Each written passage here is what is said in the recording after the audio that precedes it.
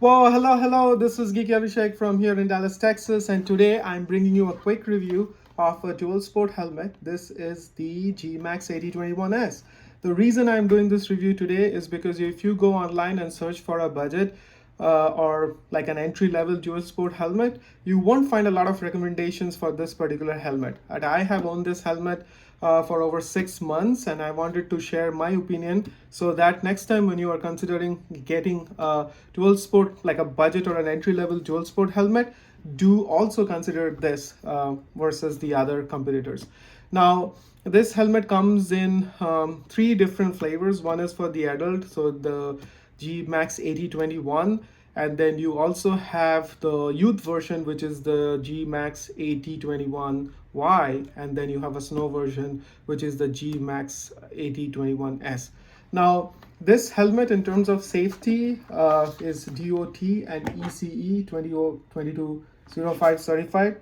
And in terms, it's a polycarbonate shell, which is expected. The price is around $150 or slightly more, depending on the color. So the solid colors are slightly cheaper.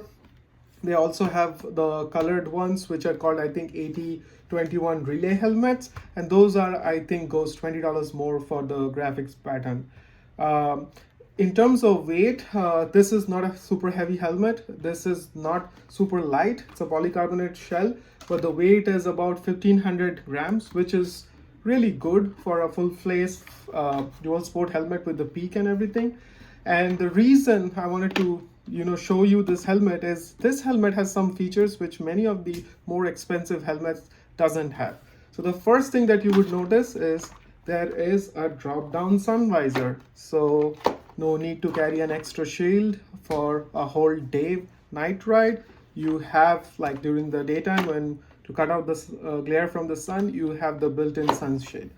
Now the second thing is a ratchet strap, so no more fumbling with the D-rings. Easy in, easy off. Even if you can do it single-handedly, and even when you are wearing your gloves. So putting on the helmet and taking it off is just a breeze because of the ratchet strap. Now, if you look closely, if you see the mechanism for like the pivot for the face shield is different than the peak, and the screws for these peak are thumb screws. So you can literally, it takes a little bit of work, but you can push them and then literally remove the screws and remove the peak in less than 30 seconds. I'm gonna go ahead and remove the peak just to show you that. So here you go. Like, there are other helmets, I don't know why they don't do it. You need a special tool to do this. Also, the helmet comes with two plastic trim pieces that goes and covers the holes where where the peak mounts, so you can get like a completely like flawless, like there's a plastic trim that comes which will cover this, and it's included with the helmet. Now, the other feature that I wanted to mention is all the venting. This helmet is very quiet. So, I have owned Schubert C3 Pro, which is one of the quietest helmets out there. Then my other helmet is Shoei Neotech 2, which is also very quiet.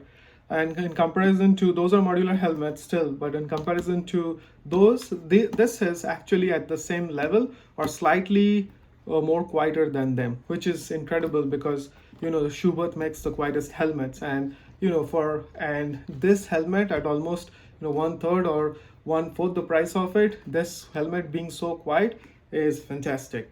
Now, in terms of the venting, it has two active vents in the front, and all of these vents are so easy to open and close even with a gloved hand.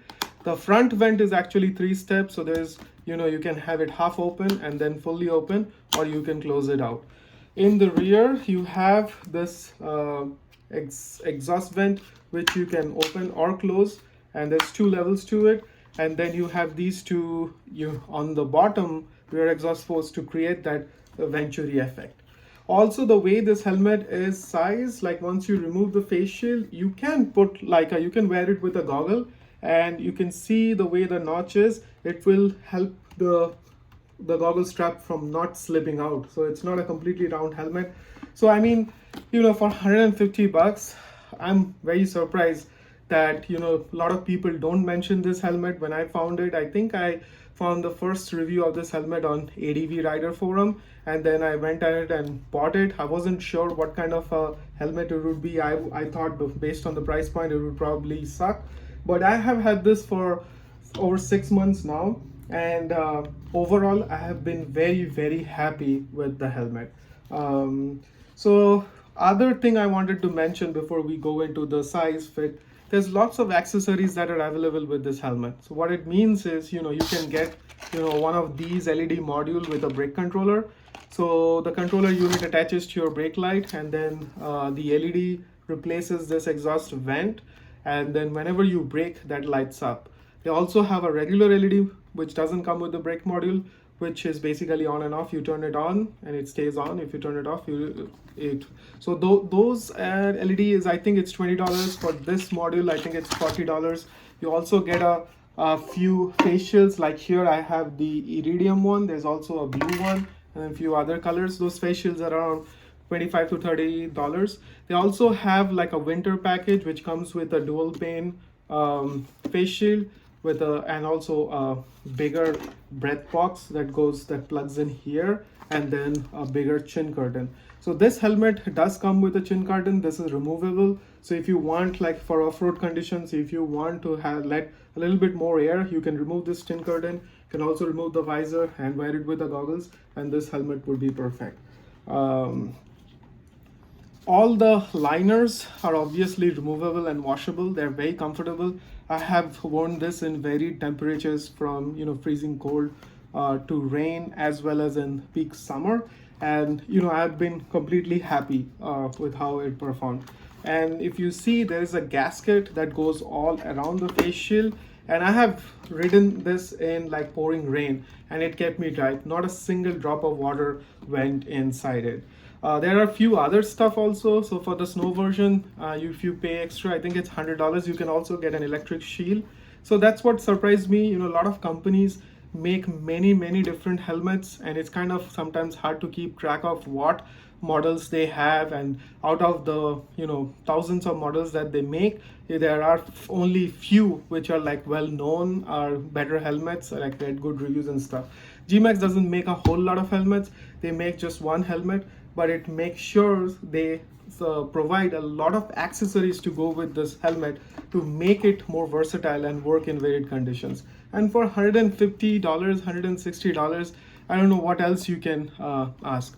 Okay, so I would rate this helmet 8 out of 10, and I would tell you the reason why I knock those 2 points from not being 10 out of 10.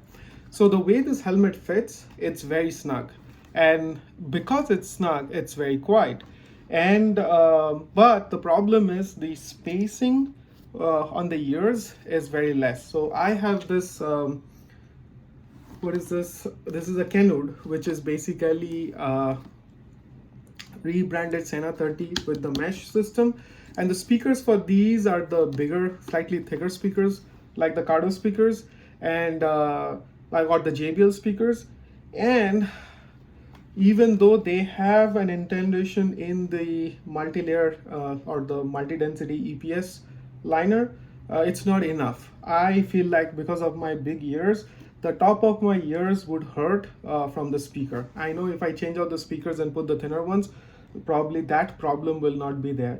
And also due to the lack of space, it's harder to put on glasses. So those are the two reasons why I felt that I knocked off 2 points. But I think if I sized up to a large, this is a medium size helmet, I think those problems could be solved. And the way this helmet is snug, I haven't had a chance to try out the large, but I'm assuming that even the large would still be right for my size. This is, initially it was a little bit uncomfortable. It was too tight around the cheeks, but the pads actually, after breaking them in, they are better. Now they are still snug, but they are not uncomfortable. And in spite of the helmet being snug, there are no apparent pressure points, which is a good thing, right? So guys, like if you are in the market for a dual sport helmet, and you want a budget one because you are not sure whether how you would feel with having a dual sport helmet with that elongated chin bar as well as the peak. Then definitely this is one of the helmets to consider. Now the other thing I want to mention, that this helmet is the snow version. Also the internal drop down visor, as you see, like the sun visor, it's black or dark gray here. So the one on the snow version you get is a dark yellow. So if you want to buy that, and then that helmet by default comes with a dual pane face shield. There's no pin lock for it, but fogging is not one of the issues with this. Yeah, on a very cold day you'll get some fogging on the regular face shield, but if you get the dual pane face shield, that's not a problem. You can also get the heated face shield if you want. So absolutely, I mean, for the price, I don't think you can get a helmet with so many features and performing like the performance, in terms of comfort, weight, everything so good. Like even if you look at the quality of the paint, have been riding this in off-road conditions for the last 6 months. There's not even a slightest scratch. I have had this rode through gravel, rode through bushes, trees, trails, and it's the helmet still looks like new. All right, guys, that's pretty much everything I wanted to share about this GMAX 8021. If you're in the market for a dual sport helmet and you don't want to break the bank and you want it to be fairly safe with lots of features, I think this is one of the helmets you should consider. If you want to keep in touch with more content like this, then do subscribe to my channel. Also, if you have any questions, leave them down below and I'll try to answer them. And I'll see you guys in the next video. Till then, bye.